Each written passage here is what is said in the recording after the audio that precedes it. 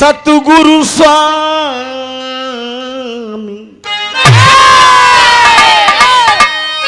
सतगुरु स्वामी दीन बंधु के सदा झुकैबे मात। अरे दुखिया ऊपर दया करी,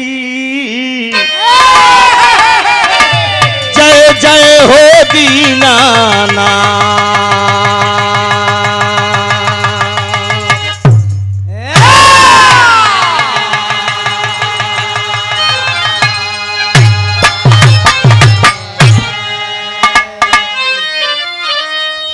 नमो नमो बिंदेश्वरी,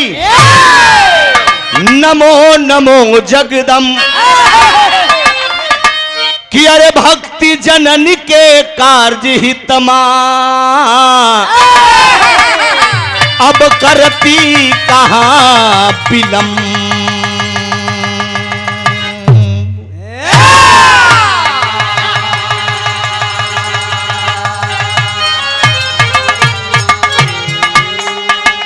हमें चिंता नहीं उसकी, हमें चिंता नहीं उसकी।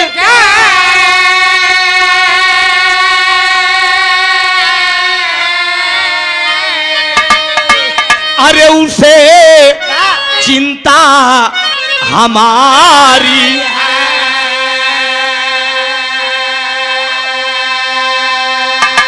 अरे मेरी पतवार का रक्षा, अरे सुदर्शन चक्रधारी है।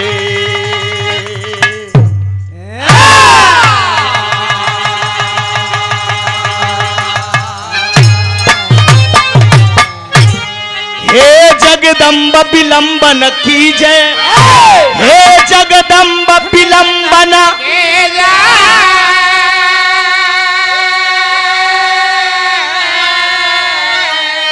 अरे सुत है कष्ट में दर्शन,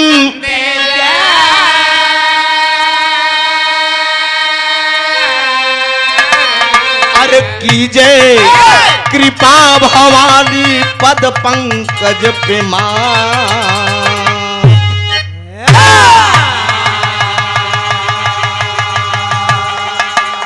कीजे कृपा भवानी पद पंकज पे मां।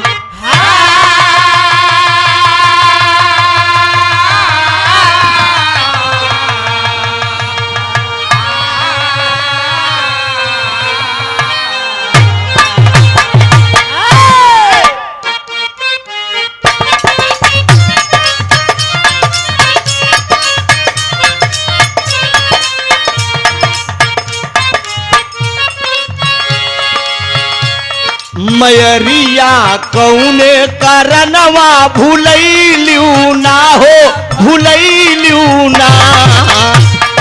मयरिया कौने करनवा भूलैलू ना हो।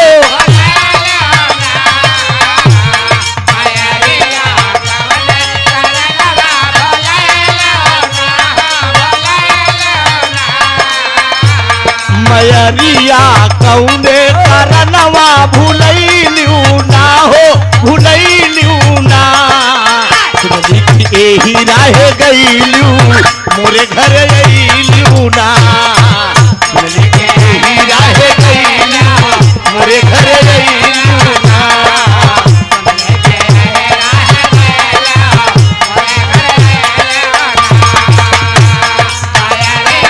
कौने करनवा भूलैलू ना हो, भूलैलू ना।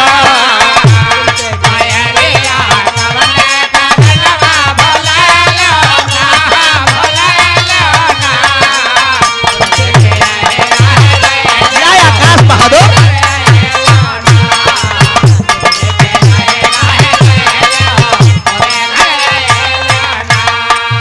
सूर्य देव से पहले अखिया हम खोलीला ए मैया। सूर्य देव से पहले अखिया हम खोलीला ए मैया। सूर्य देव से पहले अखिया हम खोलीला ए सुगवा से पहले जय माता दी हम बोली ला ए मैया। सुगवा से पहले जय माता दी हम बोली ला ए मैया।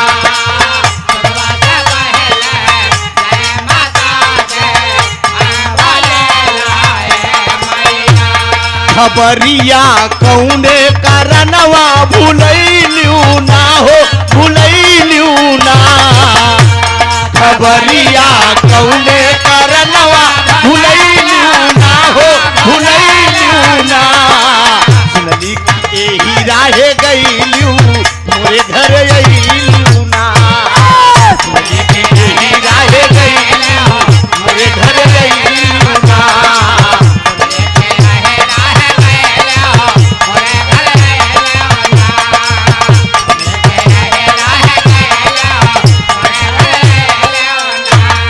मयरिया कौने करनवा भूलैलू ना हो भूलैलू ना।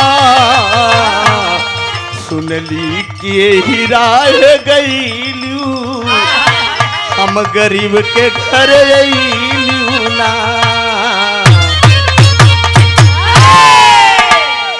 और आज इस ऐतिहासिक धरती हंसता हुआ नूरानी चेहरा काली जुल्फे रंग सुनहरा तेरी जवानी तौबा तौबा दिल होगा।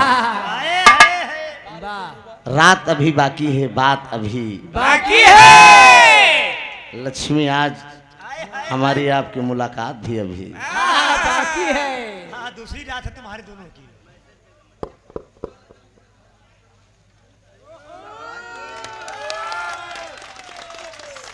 बारे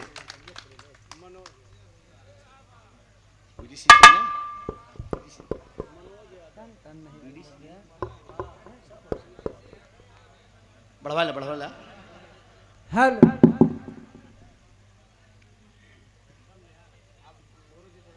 अच्छा नहीं आवत बा बताया आई क्या। हेलो हेलो हेलो ठीक है भैया आपका ठीक है। बोलो ठाकुर साहब पैसा पर ध्यान कम देवा कर खाली काम पर ध्यान ठीक बना। बहुत बढ़िया मान सम्मान मिला। हेलो आदरणीय मनोज यादव जी बीडीसी साहब बड़ा प्यार स्नेह मिला। 4 साल के बाद इस मंच पे आज मुझे आने का मौका मिला। 4 साल पहले मैं आया था बनारस के पंकज पुजारी जी के साथ। अरे बाबा पर साल भी कार्यक्रम मेरा ही लक्ष्मी जी के साथ सिर्फ था। हाँ हो हमारे ढोलक मास्टर से बात हुई थी। आकाश जी बोले कि नेवादा में गाना है। हमने कहा ठीक है कुछ कारण बस या कोनो गंता बैठावे में लोग प्रोग्राम कोनो सामाजिक करत तो बड़ा राय मिलावत है। अरे यार लक्ष्मी के साथ के बढ़िया परी हाँ लक्ष्मी बड़ा नाचत है कोनो ऐसा हेरा जौन हो लवंडा ऐसे ऐसे करे बड़ा जोड़ मेल मिलावत है। तो हकीकत है कि नाचे गावे तोरे तान हुई के दुनिया नाच के साथ साथ अर्थात पब्लिक को संदेश देना भी जरूरी है। ये बिरहा एक ऐसी विधा है मित्रों ये कोई मनोरंजन का साधन नहीं है।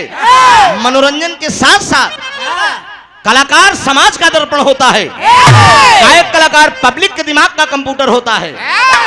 समाज में कुछ ऐसी नसीहत दे कि मेरी माताएं बहनें भी बैठी हैं बहू बेटियां बैठी हैं जाने के बाद याद करें कि कोई कलाकार आया था कोई गीत गा गया। अब बाकी धुन तो जानते हैं कि बतावा ये गोरी हमारा गन्ना का रस तोरा ढूंढी में सही सही एक ठिकाना आएगा सरवा लवंडिया लंदन से लाएंगे। क्या हाल है एक ही प्रेमी रहन पुदीने बेचे चला कर तो चिंता न करा आप सब कमेटी के भाई लोग भी विराजमान हैं मंच पे। आदरणीय बीडीसी साहब मेरे दरवाजे पे गए। मैं कार्यक्रम गा के आया था जन्माष्टमी के दिन। आकाश जी के पास फोन किए कि त्रिभुवन जी के मैं घर पे आ रहा हूं। हम कहे रोक देख रहे हैं काहे परेशान करे कहें सर इच्छा थी आप नया नया मकान बनवाए हैं, वाह। इसी बहाने चल के नए दरवाजे पे आपके कम से कम एक चाय तो पी लूं। गए, करीब 2 घंटा बैठकर बातचीत हुई दोस्त, बड़ा प्यार स्नेह मिला। कई लोग गए थे, अनिल जी भी गए थे और सुनील सुरेश यादव भी गए थे, करीब 8-10 लोग जुट के गए थे। बड़ा अच्छा लगा था उस समय। कहन खलीफा पैसा हमके यार, पैसा आप लोगों का ऐसा प्यार दुलार है, इस मंच पे 5 साल क्यों, 5 साल बिरहा के हिंद केसरी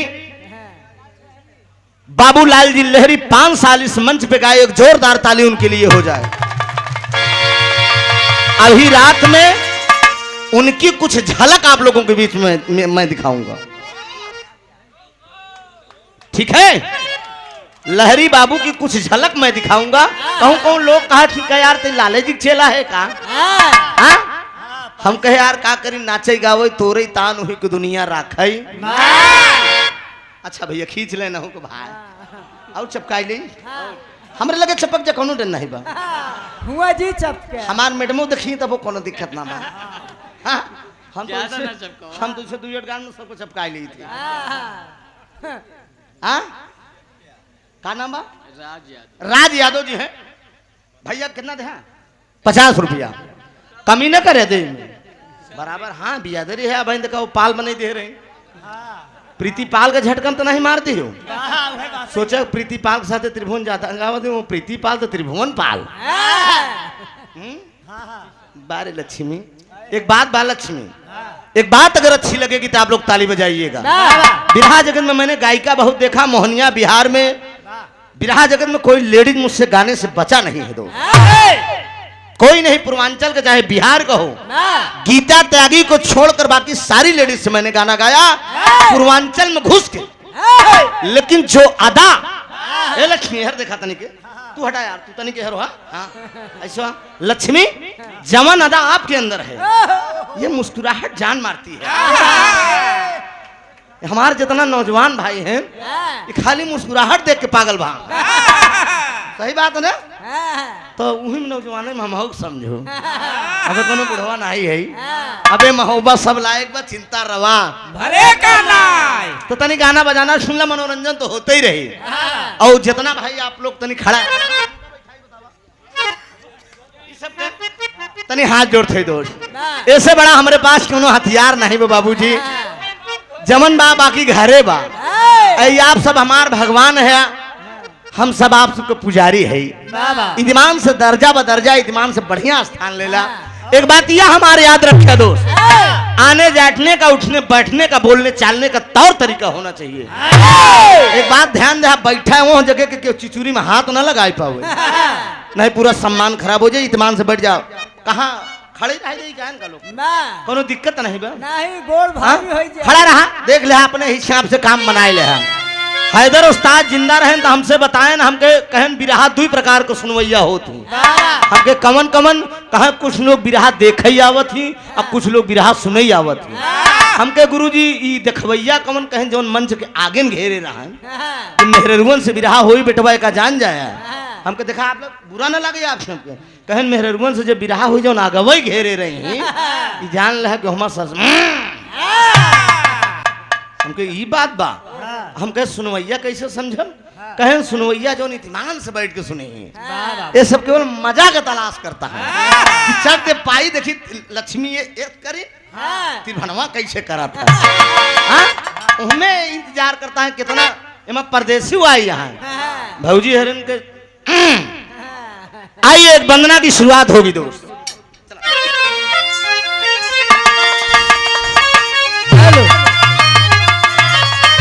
क्या बात है, यो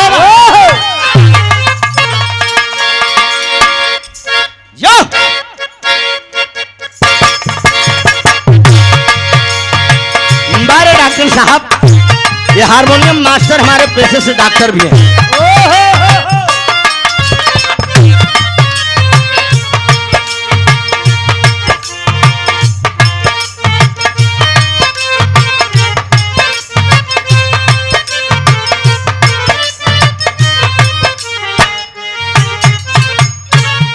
याद रखिएगा दोस्त, जमाना गुजर गया और जो मैं ये गीत गाने जा रहा हूं आज के नवयुवक कलाकार ये सब गीत बहुत कम गाते हैं। अरे वाह इस गीत को हमारे पूज्यवर गुरुजी वाह बिरहा सम्राट यश शेष बिरहा सम्राट महरूम जनाब हैदर अली जुगनू साहब इसको गाया करते थे। एक जोरदार ताली हमारे गुरुजी हैदर अली जुगनू साहब के नाम पे हो जाए। जहां भी वो आत्मा हो दोस्त, मालिक करे स्वर्ग में उच्च स्थान मिले, इसको गाया करते थे। मैं टूटी हुई एक अरे नैया हूं, मैं टूटी हुई एक अरे नैया हूं, मुझे चाहे जिधर ले जाओ। मैं टूटी हुई एक नैया हूं, मुझे चाहे जिधर ले जाओ।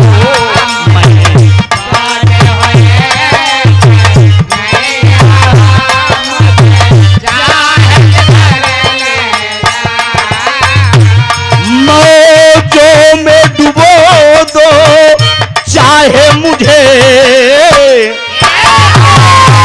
मौजों में डुबो दो चाहे मुझे, साहिल की नजर दे जाओ।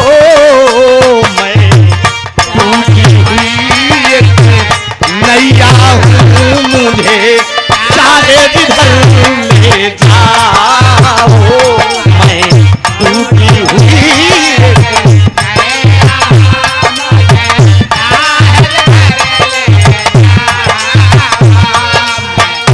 मौजों में डुबो दो चाहे मुझे,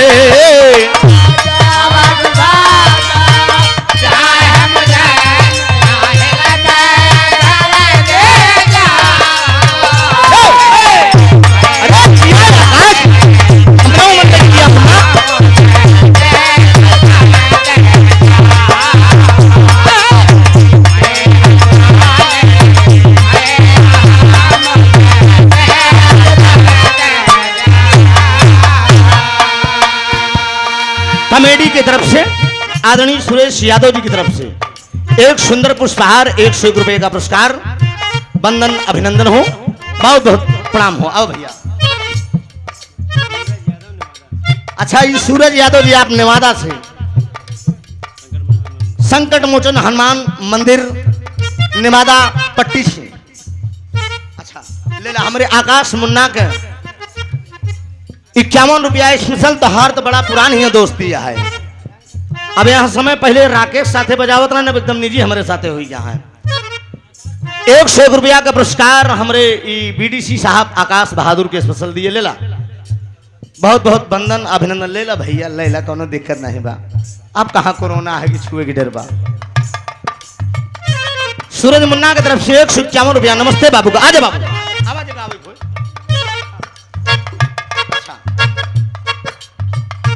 रायल शुद्ध पेयजल नेवादा टेकी पट्टी बिहार कुंडा प्रतापगढ़ से भैया के कार्यक्रम द्वारा इस सुंदर पुरस्कार 101 रुपया का पुरस्कार। बहुत बहुत वंदन हो, अभिनंदन हो दोस्त। सम्मान से बढ़कर पैसा कोई माने नहीं रखता दोस्त, बतिया हमारे याद रखे आप सब, ध्यान दीजिएगा।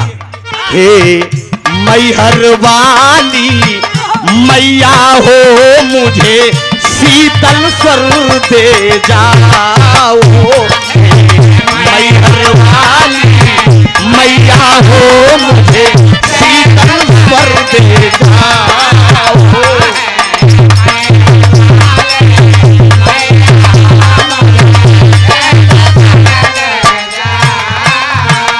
महफिल में समाबद्ध जाए यहाँ, महफिल में समाबद्ध जाए यहाँ, कुछ अपनी नजर जाओ। मैहर वाली मैया हो, मुझे शीतल स्वर दे जाओ। मैहर वाली जागा जागा भगवती माई बधी जाए यहाँ, महफिल में समाबद्ध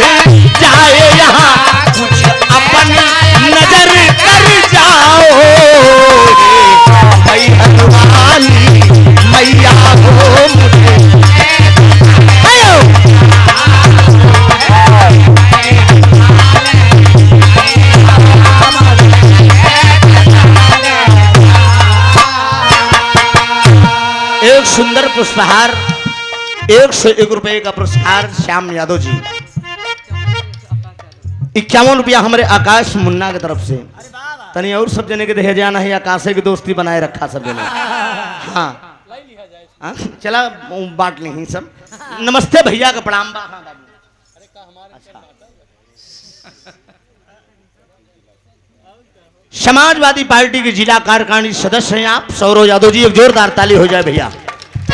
बहुत बहुत वंदन है, अभिनंदन है आप लोगों को। मैं बता देना चाहता हूं, गायक कलाकार के साथ साथ समाजवादी पार्टी का मैं जिला अध्यक्ष हूं दोस्त। वाह माननीय अखिलेश जी की जब सरकार थी, इलाहाबाद प्रयागराज का सांस्कृतिक प्रकोष्ठ का मैं जिला अध्यक्ष बनाया गया था और अपने नेता के नीतियों को बताने का काम मैं करता हूं दोस्त। वाह और भाजपा की सरकार थी, कुछ लोगों ने कहा कि समाजवादी झंडा निकाल दो, हमने कहा नहीं निकलेगा।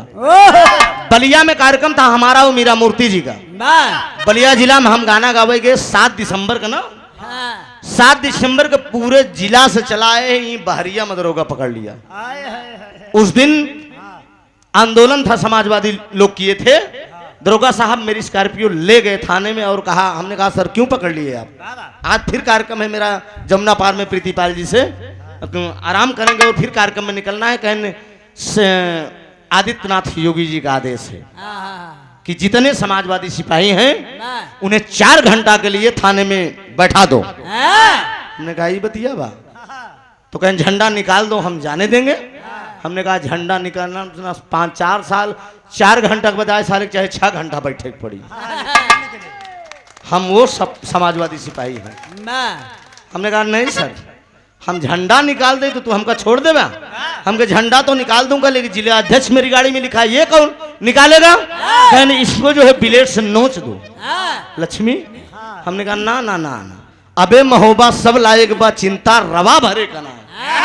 कहीं ज्यादातर सफाई यहाँ के दूसर के वो सफाई होते हैं, ताली बजाओ तो। क्या बात है, लगा रहा 24 आवे वाला का ध्यान दे, बतिया हमारे याद रखे सब जने। रामचेत दरोगा इलाहाबाद। हाँ रामचेत दरोगा साहब इलाहाबाद प्रयागराज से 200 रुपया का पुरस्कार। प्रणाम हो साहब को। और क्या भैया? रोहित ठेकेदार साहब मद्दू को पूरा धरती से 100 रुपया। नमस्ते भैया के।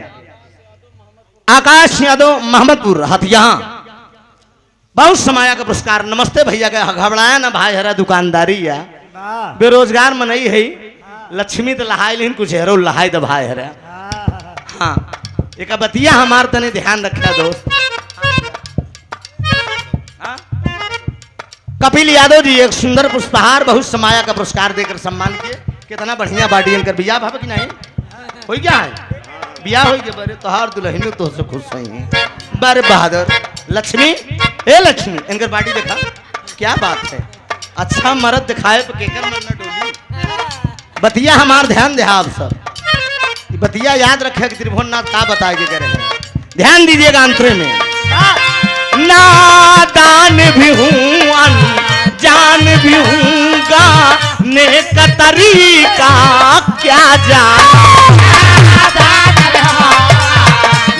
भी हूँगा, नेक तरीका क्या जानूं।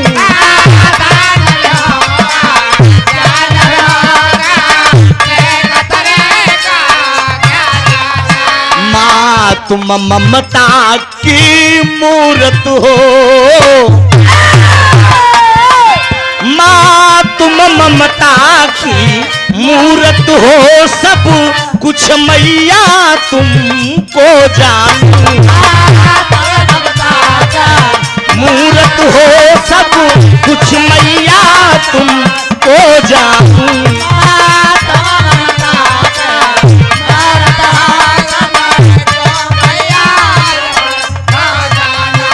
हंसता हुआ सबको देखूं यहाँ, हंसता हुआ सबको देखूं यहाँ, गीतों में असर दे जाओ।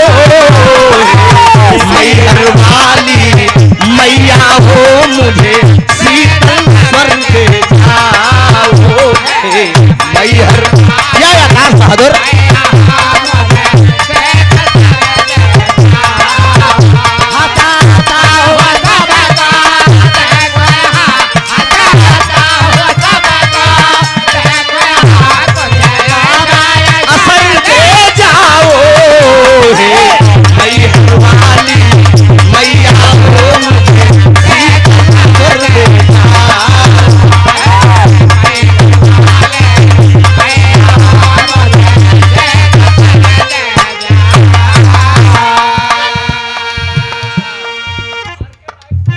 आरके लाइट एवं साउंड कंपनी जो साउंड ये बज रहा है, 51 रुपया का पुरस्कार भैया का प्रणाम हो। दूसरी लाइन में फिर कहना है, ध्यान दीजिएगा।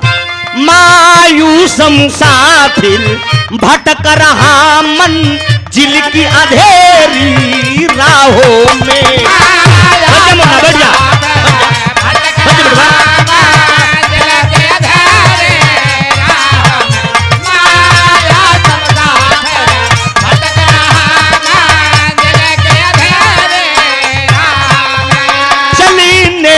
मुझ में ताप नहीं माँ आके उठा लो बाहों में।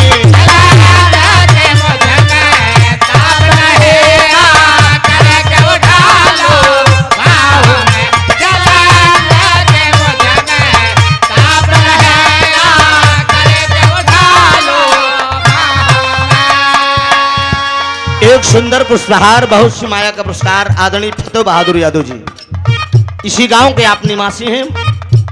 नौजवान की तरफ से 101 रुपया का पुरस्कार आया है। बहुत बहुत वंदन है, अभिनंदन है। आखिरी लाइन में कलाकार अपने खानदान का परिचय देगा दोस्त। कहीं के गईले गुरु हैदर अली तुम ही ईश्वर की माया हो।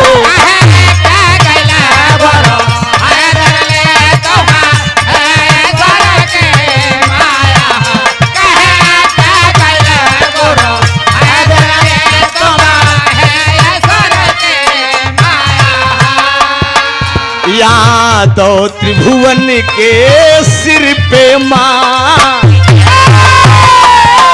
यादव त्रिभुवन के सिर पे माँ पावन आंचल की छाया हो। सिर पे माँ पावन आंचल की छाया।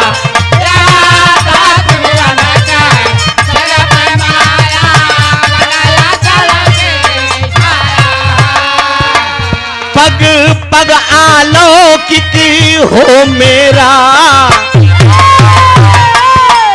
पग पग आलोकित हो मेरा, गीतों में असर देखाओ। मैहर वाली मैया हो मुझे शीतल स्वर देखाओ। मैहर वाली मैया हो मुझे शीतल।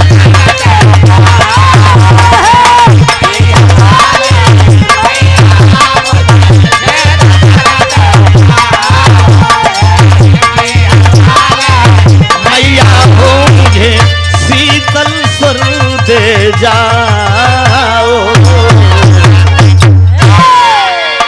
एक सुंदर पुष्पहार बहुत सी माया का पुरस्कार नौजवान साथी संकट मोचन हनुमान मंदिर कमेटी के अनिल यादव जी जाना था इनके घरे घरे ना। अब इन भैया के घर जाए के देखे, जब लक्ष्मी गावत रही हमार घर देख लम के चला कहन हमार बियाह पड़ गया बा, हमके पड़ गया बा कहन खाली तारीख नहीं धरान पर मनाई गया है। तो हमके बुलाए है, फिर हमके हम के लक्ष्मी के बुलाए ले भाई दुनिया अपन जुआर देखा था, मैं अपन जुआर देखा था। सुंदर पुष्पहार अनिल मुन्ना की तरफ से। अच्छा अच्छा अच्छी बात बा, देखा और क्यों न फिट कैले है संभारा। तो कहा हम नहीं गाय सकित का यार, कैसी बात करता है। मंच पे सरस्वती, मंच पे खड़ा हूं बिरहा से माता सरस्वती ने भगवान बजरंग बली की कृपा से बिरहा जगत से कोई कमी नहीं है मास्टर साहब। प्रत्यक्ष आप जाकर मेरे दरवाजे पे देख चुके हैं और जितनी चीज आप देख के आए सब बिरहा की कमाई से मैंने बनाया है, अन्यथा कोई कमाई मेरे पास नहीं है। यह हमार खाना, यह हमार बिछौना। धीरे धीरे भगवान जाने 24 साल बीत गया। लक्ष्मी देखे में लौंडा लगी थी और जानता हूँ, सुना पहले हर देखा हमार बेटवा कितना बड़ा जानता हूँ। हमार बेटवा हमसे बड़ा बा 4 साल बाद पतो ले जाओ। अब तो क्या हम बताए दिन नहीं बनना बताए तो सवेरे पूछ ले तू कुंवार आ के शादीशुदा। सवेरे लड़कियों पूछे थे, एक लड़की से गाना हुई हर मिर्जापुर के कहा सर, हम के हाँ सर क्या शादी हुई है कि नहीं। हमने कहा क्या समझ नहीं आ रहा है तुमको। कहें सर मुझे तो लेकिन नहीं लग रहा हमको। ठीक है, जो समझ रहे हो वही समझो, कोनो दिक्कत ना बा। मलकिन कहीं नेटा पे देखिन कहीं कहो ये कैसे बतलाता हमके, कोनो दिक्कत ना बा, तू जिन घबराओ। मजा आवत बा, तई ताली बजाओ तो तब समझे हाँ हमार भाई लोग मस्त हैं। और तनी के थरकन देखत रहे और हिसाब से देखत, सबका अलग अलग कला होत दोस्त। लक्ष्मी की मुस्कुराहट कितनी बढ़िया बा। आई देखा भगवान का देन आज ए लक्ष्मी दूसरी मुलाकात है ना, क्या बात है। पहला कार्यक्रम हमारे अंदर भदोही जिला में रहा, आज मुलाकात आपके क्षेत्र में हो गई। दूसरी बार ये उत्तर प्रदेश की धरती पे आई हैं, हमारे प्रयागराज में। एक बार जोरदार ताली लक्ष्मी के लिए बजाया जाए। अब हमका तो बुलाए रहो लेकिन हम वही न भय कहे रहो कि आप हमारे घरे आया, लेकिन टाइम में न पाए लक्ष्मी। चला आई जा, आपको बहुत टेंशन न लिया। हाँ भैया ठीक बना। हाँ। उमेश यादव प्रधान जी निमादा बाबागंज से 100 रुपया का पुरस्कार बा, बहुत बहुत प्रणाम। रोहित यादव कहां से? मुस्सू को पूरा से कितना बा? 100 रुपया भैया का प्रणाम बा।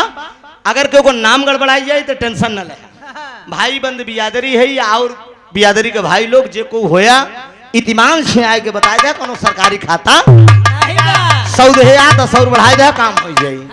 जीडी बनाई चढ़ के बड़ा बढ़िया गीत का आनंद ले। हाँ हमारा ससुर का बेटा हो। अब बहन बताएं कि ये लक्ष्मी के मोछ वाला मन से बहुत अच्छा लगा था। एका कहाँ भूल के पगलऊ मुछिया करत है। अब सफा चट्टी घर के खेती आ बढ़िया अगर हिसाब से अगर कायदे से छील देवे ना, एकदम साला तो सफा चट्ट बतावा था। बिल्कुल तनको दरेन ना बताई, टेंशन न लियो। हाँ रोहित यादव जी आप मधुपुरवा से 100 रुपया भैया। 100 तू ही है कहाँ? अच्छा भैया आप अरे हमार बड़ा पुरान साथी हैं, भैया का प्रणाम बा।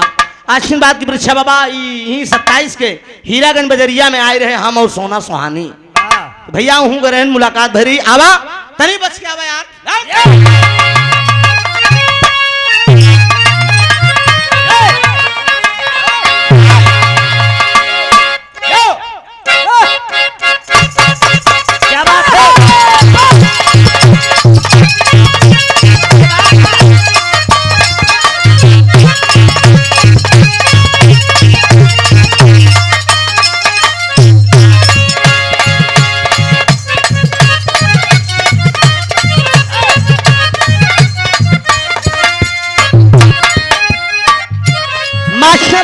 गीत बड़ी मार्केट का लगाई दी कोनो दुई प्राणी के बाद बा लक्ष्मी। हेलो दुई प्राणी के बाद बा मेहरुआ बड़ी खूबसूरत रही, अदा का बड़ी कंप्लीट रही। एक बात ख्याल रहा भाई साहब, रुका बीछी के आड़ा में सांपे के जीभी में मेहरारू को पूरे अंग में बिखो था।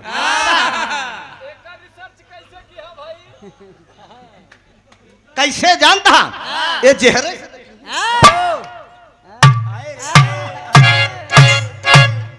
भाई साहब बल्लम सवार कह दिया। बल्लम से ज्यादा खतरनाक आंख कवार होता लक्ष्मी। बतिया अगर हमार गलत होई तो सवेरे फोन के हमसे बताया जाए त्रिभुवनी बात तू गलत कह रहा। सही कहा ना? कोई कोई कहेला उमरिया का दोष में कहीं के गईले शोरदास नजरिया का दोष साथियों ब्रहा जगत के प्रेमियों लहरी कहते रहे ना, एक्स का गोला बनाकर वाम पर फेंका करो और खींच लूं तस्वीर तेरी रात दिन देखा करो। मेहरारू बिगड़ जाती तो पूरी रात 3-4 रात चली जात मनावे में। सही कहते गलत? सही बात है ना? कितनों मनौबा ऐसे कही अब मनसेधु बिगड़ गए केवल 5 मिनट में मिले ही खाली जहाँ लाली लगाए एक दाई कहीं जहाँ इसे करें तहा कोका बेली तुरंत माता पार्वती गुस्सियाई गए भगवान भोलेनाथ कहाँ है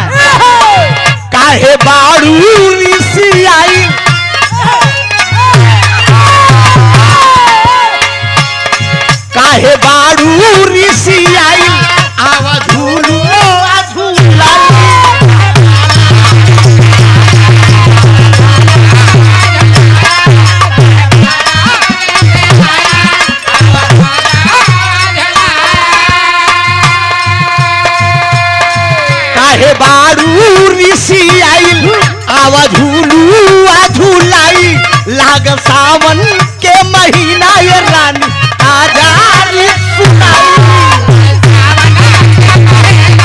रानी आजा रे सुनाई लाग सावन के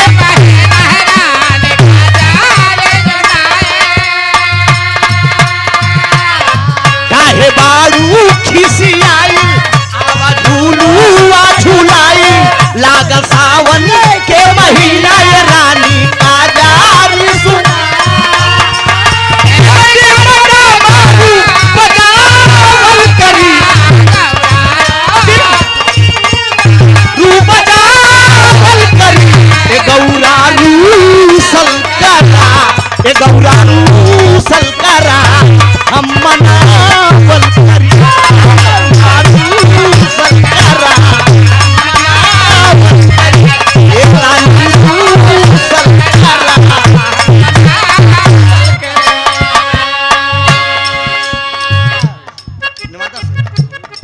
आदरणीय रोहित यादव जी चिन्ह रहा हूं आपको नेवादा के धरती से ये सुंदर पुरस्कार 101 रुपए का पुरस्कार है। बार नेवादा के धरती एक बार जोरदार ताली हो जाए।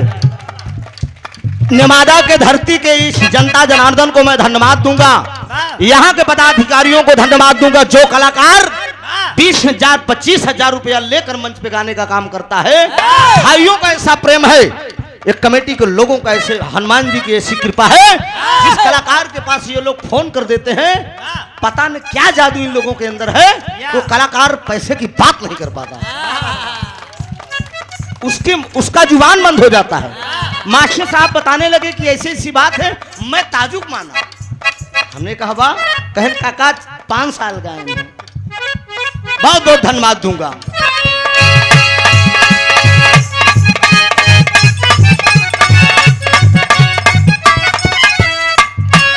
आदरणीय मनीष यादव जी नेवादा के धरती से सुंदर पुष्पहार बहुत समाया का पुरस्कार दिए, बहुत बहुत प्रणाम, आशीर्वाद की परीक्षा है। अच्छा भैया, क्या बात है। अच्छा, राजकुमार यादव जी कमेटी के आप सदस्य हैं, कितना ली 151 रुपए का पुरस्कार आपने देकर सुंदर पुष्पहार से सम्मान किया है। मंदे जिंदगी शुक्रगुजार रहूंगा, आशीर्वाद की परीक्षा रहूंगा। जल्दी जल्दी खींच ला, हम टाइम वेस्ट जनता का नहीं करें, झटके में खींचाओ खसको, मर्द वही होना चाहिए काम झटके में करे। बहुत बहुत प्रणाम भैया का नमन, आशीर्वाद। नाम बाबा के हौवे दवाई, नाम बाबा के हौवे दवाई, गाजा भांग हटाई,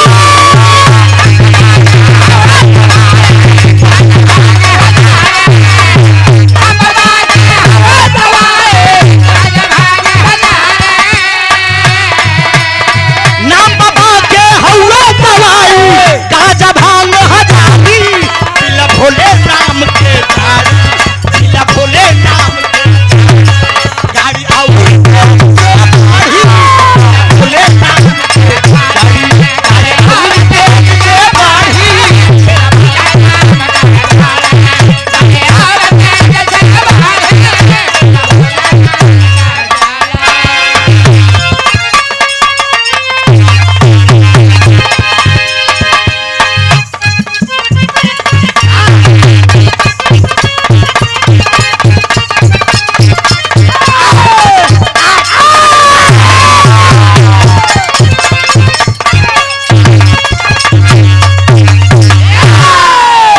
बहुत बढ़िया। अभी आप लोगों ने प्रसंग सुना, हेलो लक्ष्मी जी से, जिस मौके पे आज हम लोग उपस्थित हुए हैं, समय भी हो गया है। कमेटी भाइयों का निवेदन है, आदेश भी है, कम समय में बढ़िया प्रस्तुति हो ना, मनोरंजन को लेते हुए आप लोग अर्थात धुन तराना नाच गौनई स्टाइल एक चीज अगर देखबा तो बयाई जाइए, हर रस में आप लोग ढलिए, हर रस के भाव से आप लोग आनंद लीजिए, क्योंकि यहाँ बुजुर्ग भी बैठे हैं। बिरहा के असली पारखी लगाते हैं, ये तीर्थराज प्रयागराज में ही आता है ना, प्रतापगढ़ में आता है। प्रतापगढ़ और प्रयागराज में कोई फर्क नहीं है, सटा हुआ जिला है और सब वही लोग हैं, सब अपने ही लोग हैं। ध्यान दीजिएगा, समय नहीं लूंगा, हम भी 5 मिनट के लोकगीत से लक्ष्मी जी को नंबर दे रहा हूं, ठीक है। हाँ, अब बिरहा और सुन रहा, कम समय में छोड़ के बिरहा लक्ष्मी गाय के नंबर हेरो दे दू, हल्का से नाच कूद के। हाँ, फिर जाइए अगली राउंड में हम अपन रजा। हाँ, चिंता ना करा, मजा भरपूर आई, आप लोग आनंद लेबा। तो हूँ जवान बैठू हूँ जवान लक्ष्मी, सुना लक्ष्मी, देखा तू बुरा ना मालूम, बहुत रसिया गवैया है। खास तौर से मेहरून समार बड़ा पटरी खा था। आज हम कोनो नीमन लड़की देखी तो और पटरी खा था। ना दिक्कत ना बा, आज करा कि हमार हीरोइन है, हम इनकर हीरो। मंजूर बा आप लोग का? ताली बजाए। अरे वाह, क्या बात है मास्टर, आप नहीं सपोर्ट करते हैं? अरे यार करिए सपोर्ट, मेरा इसी बहाने कम से कम लहान बैठ जाए। चिंता ना करो लक्ष्मी, कहीं अंत नहीं, बस यही ध्यान, कहीं बाका नहीं है, असली रूप में ध्यान दीजिएगा। एक लाइन तर्ज दीजिए डॉक्टर साहब।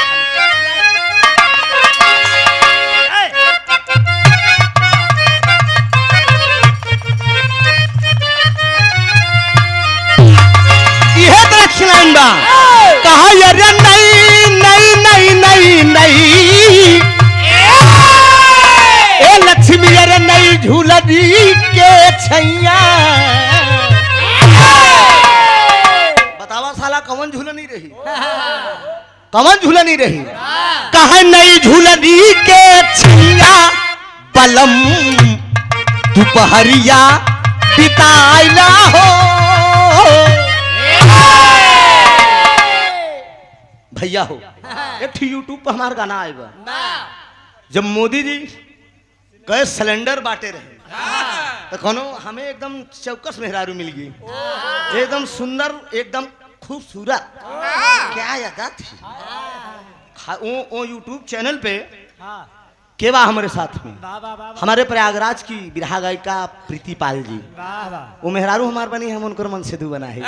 वो हमसे सवाल करे हैं कि अरे चूल्हा पे बने ना भोजनवा,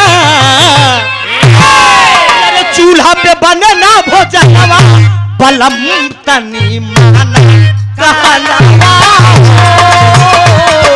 चूल्हा पे बने ना भोजनवा, बलम तनी माना।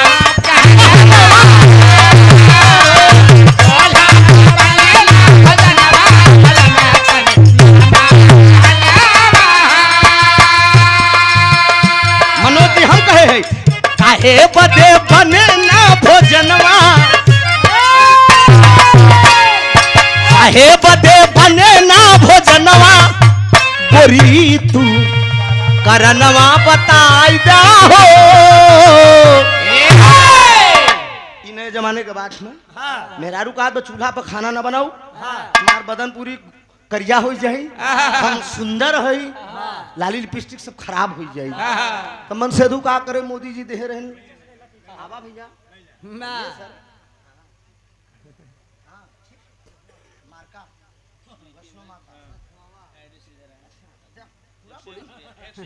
अच्छा, ग्राम मलन तकिया, अच्छा वही मलन तकिया जो कई साल पहले हम और लाल जी लहरी प्रोग्राम किए थे। अच्छा, आज से करीब 10 साल पहले हमारा और लाल जी लहरी गुरु का प्रोग्राम हुआ था, ठीक याद आ गया मुझे। हाँ, वो फीट है आज भी दिमाग में। मारका यमयश वैष्णो माता, आप शिव नारायण प्रजापति जी, ग्राम मलन के तकिया, लाल गोपालगंज प्रयागराज से कितना ले भैया? 100 रुपया का पुरस्कार। भैया का प्रणाम बा, सब वापस कह दा, बहुत बहुत प्रणाम बा, आशीर्वाद की परीक्षा है। ध्यान देंगे, हेलो, बात पर ध्यान देंगे। बात उस समय की है मित्रों, जिस समय देवताओं का राजा इंद्र, अनिल, देवताओं का राजा इंद्र एक बार सूर्य महाराज के बुलाए के पूछन कहन मृतलोक में सबसे सुंदर मेहरारू के करबा। सूर्य जी कहा तो उससे मेहरारू से का मतलब बा? कहा यार मेरा मन कह रहा है, कहन हमें नहीं पता बा, ये बात चंद्रमा बताई। चंद्रमा से जाए के इंद्र महाराज पूछे कि मृतलोक में सबसे सुंदर मेहरारू के करबा।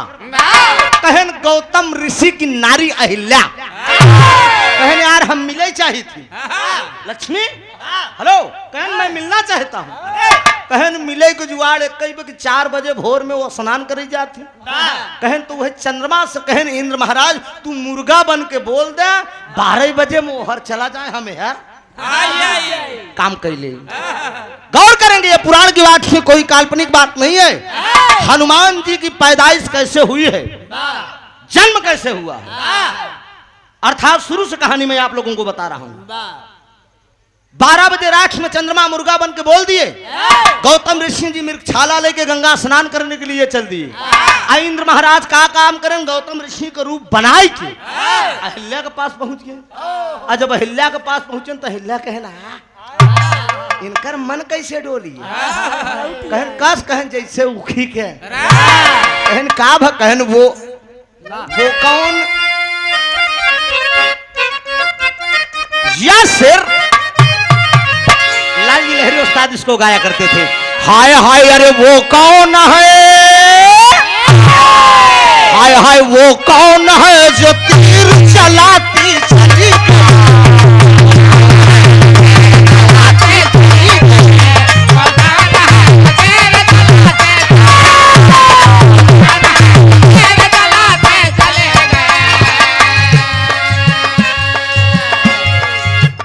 उमेश यादव जी आप नेवादा से 100 रुपए का पुरस्कार है। जहां रहे आबाद रहे, टीम की शुभकामनाएं साथ रहे। हेलो, वो कौन है जो तीर चलाती चली गई, है डॉक्टर पीडीसी, और सीने में यार सीने में मेरे आग लगाती चली गई, और आशिक का लहू से ये नहाती चली गई, लक्ष्मी और गुलशन में मेरे धूल उड़ाती। मजा आस्ते आस्ते लो। रची रची ये इंद्र महाराज और अहिल्या का प्यार हो रहा है, और दोनों जने प्यार में मस्त है। खड़ाऊ जब खट खट बजा, गंगा माई कहना तू यहाँ स्नान करने के लिए आया है, तेरी पत्नी के साथ इंद्र छल कर रहा है। लौट के गौतम ऋषि जी आए, चंद्रमा महाराज वही मुर्गा बन के अटारी पे टहरत रहे, तो मारा खींच के मृगछाला। अरे मारा खींच के मृगछाला, मृगा को जब पहचाना है, रजनीश कहे दुनिया जिसको पर जाहिर धब्बे वाला है। ये श्राप मुनि का अजर अमर, अरे ये श्राप मुनि का अजर अमर जा जाहिर होगा कलयुग में, याद हमेशा करे मुझे, मारा था तुझको सतयुग में। खींच के मृगछाला गौतम ऋषि माने चंद्रमा को वही दागी पड़ा बा, जो देखने थे आप लोग दब्बा पड़ा रहा था, वही मृगछाला जवन मारे रहे, मुर्गा बन के जोन बोला रहे। और हर गौतम ऋषि जी अहिल्या से पूछ रहे हैं कि कोई पराया मर्द आया था और तुम्हारे साथ हम बिस्तर हुआ है। अहिल्या कहे स्वामी आप ही आए रहे, आप की छाते सोए है, कहे तुम पराये पुरुष के साथ तुम हम बिस्तर हो गई और कह रही हो कि मैं था। गौर करेंगे बाबूजी, अहिल्या की एक बेटी थी जिसका नाम बताया गया अंजनी। यहीं से कहानी स्टार्ट हो रही है। छोटी सी बेटी थी जिसका नाम था अंजनी। ये कोई कपोल की बात नहीं है, वेद पुराण को खोजा गया और पढ़ा गया। अंजनी छोटी सी उम्र है। गौतम ऋषि जी बुलाकर पूछते हैं कि क्यों बेटी, तेरी माँ किस पुरुष से बात कर रही थी? तो अंजनी ने कहा कि पिताजी किसी पराये पुरुष से माँ बात कर रही थी। अहिल्या को क्रोध आया, अंजनी को श्राप दिया। अंजनी, तू अपनी माँ पे कलंक लगा रही है, जाओ जैसे तुम अपनी माँ पे कलंक लगा रही हो, एक दिन तेरे ऊपर भी कलंक लगेगा। अंजनी कहीं न रही बाश न बाजी बांसुरी, कहीं जवानी में भटक जाओगे। कहा जब जवानी हम देखबे न करब, हम पराये पुरुष के कभो निगाहें फेर के न देखब, तो हमरे कलंक लागी कैसे? और करेंगे दो अंगुली से बाबूजी अंजनी माता अपने दोनों अंगुली से जो है आंख दोनों फोड़ लेती है। स्वयं अंजनी ने आंख फोड़ा था, और जब आंख फोड़ लिया तो हुआ का, यहीं से कहानी शुरुआत है।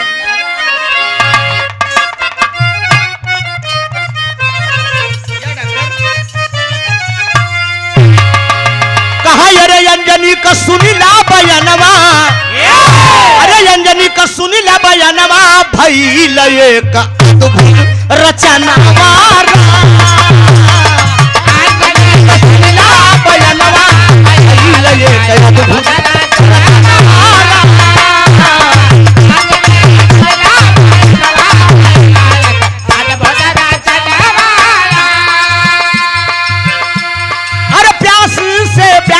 रही अंजनी कुमारी, जल से व्याकुल रही अंजनी कुमारी।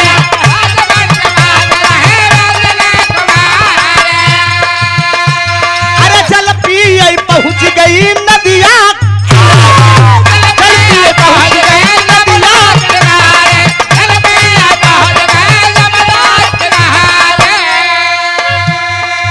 गौर करेंगे, अंजनी दोनों आंख खोल लिए है, किसी पराये पुरुष पर निगाह उठाकर नहीं देख रही है। लेकिन एक दिन की बात है, कैलाश पर्वत पे भगवान भोलेनाथ को काम वासना जागती है। जब काम वासना जागती है, माता पार्वती का श्रृंगार देख के बौराहू को मन जब एकदम डोल गया ना, पार्वती माई समझ गई इनके इनकर एकदम मामला कर बड़ा चाहत। वही पार्वती मैया कहे ना स्वामी अनर्थ हो जाए, कहे ना एकदम मन हो गया ए पार्वती मन हो गया, अब कहाँ जाई? पार्वती सोचिन के ये अड़बंगी है, ये अड़बंगी है, कहाँ माने वाला। गौर करेंगे, पार्वती को देख हर इंसान के अंदर ये मन होती है। अगर और कहावत कही बे बाबूजी, कौन पर्दा अंदर बात बा, लिपि पोती डेहरी अब पहने ओढ़े पर्दे में रहने दो, पर्दा न उठाओ, पर्दा जो उठ गया तो भेद खुल जाएगा। भाई साहेब, नीक चीज पे सबके निगाह पड़बई करत है, वाह वाह। अच्छी चीज पे हर आदमी की तलाश जारी रहती है। पार्वती मैया समझ गई न, वही धीरे से मामला उनकर गड़बड़ाई गया। जब गड़बड़ाई गया तो मैया पार्वतियों को दोना में रोप ली, दोना में रोप ली, रोप के एक गंगा के धारा में तैरा दिए उसको। जब धारा में तैरा दिए तो अंजनी माई के प्यास लगी कुंवारेपन पे, और दोनों आंख गंधी है, जल पिए बदे जब गए तो हाथ में काय आई गया, वही दोना। जब वही दोना आई गया तो आंख तो बा नहीं, अंधी है, वो सूंघत है और सोचिन की जलाटई पी ले।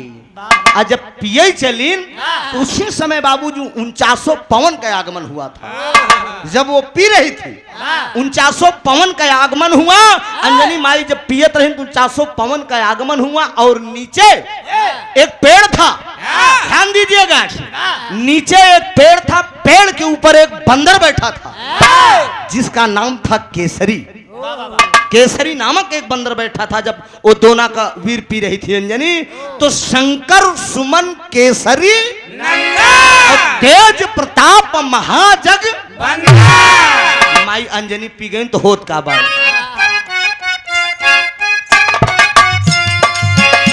अरे प्यास से व्याकुल रही अंजनी कुमारी,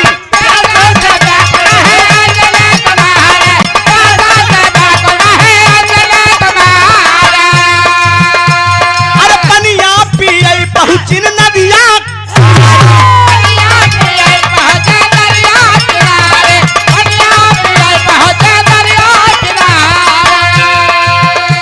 अरे बजरंगी का होइगा जन्मवा, अरे बजरंगी का होइगा जन्मवा, भइल एक अद्भुत रचनवा।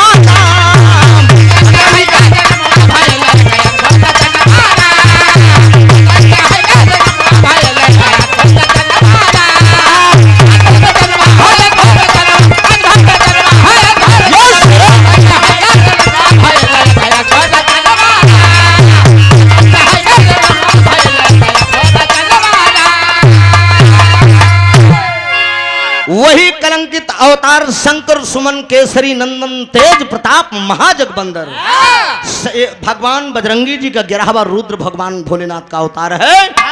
और बजरंगी जी शंकर जी के अंश हैं। एक प्रकार से भगवान भोलेनाथ के भी पुत्र हैं और पवन देव के भी पुत्र हैं, और केसरी नामक जो बंदर था उसके भी पुत्र हैं। तभी से चौपाई में लिखा गया कि शंकर सुमन केसरी नंदन तेज प्रताप महाजगबंदन पैदा हो गए। बालेपन में चमत्कार, तरह तरह के चमत्कार किए, प्रमाण पुराण के माध्यम से आप लोग सुने हैं और देखे हैं। बालेपन में एकदम भूख लाग सूर्य की ले लेन, हाँ सारे देवता प्रकरणा करें तब छोड़ें। तमाम ऐसी लीला बजरंग बली ने किया है। जाकर सोने की लंका अपने पूछ से उठाकर जला दिए। आज दुनिया में भगवान राम जब दुनिया से जाने लगे तो बजरंगी जी को ये वरदान देकर गए कि अय बजरंगी तुम मृत्युलोक में अजर अमर रहोगे। हनुमान जी आज भी इस धरती पे जिंदा हैं, जो सच्चे मन से जो सच्चे मन से जो भक्त हनुमान जी की पूजा करता है निश्चित उसकी मनोकामना पूरी होती है दोस्त। उदाहरण के लिए आज नेमादा की धरती को ले लीजिए, बजरंग बली का पुजारी आप संग हैं, पूरे गांव इतना सुंदर भंडारा आप लोग करते हैं, मैं तो देख के दंग रह गया। मेरी गाड़ी जब पहुंची थी इतना लोग भोजन कर रहे थे।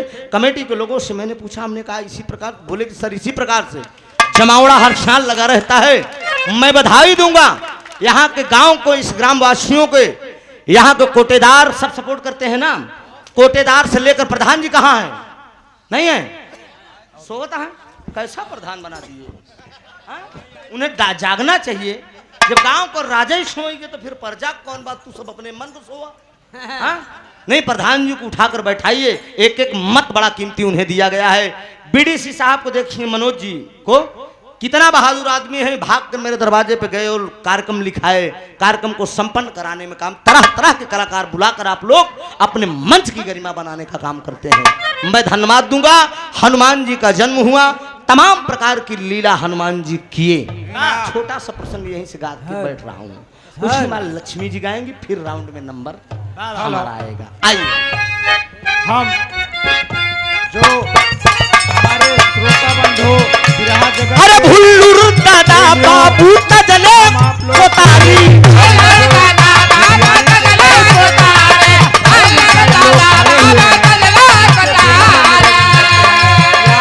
अरे रामधार हैदर गैले स्वर्गास हरी, रामधार हैदर गैले स्वर्गास,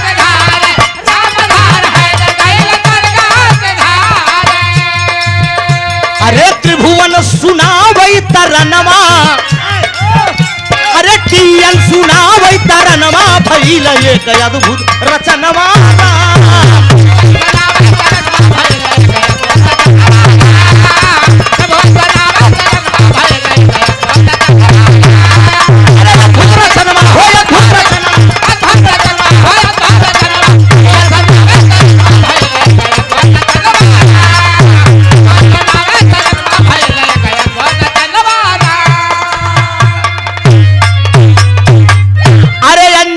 सुनिला बयनवा भइलिए अद्भुत रचनवारा।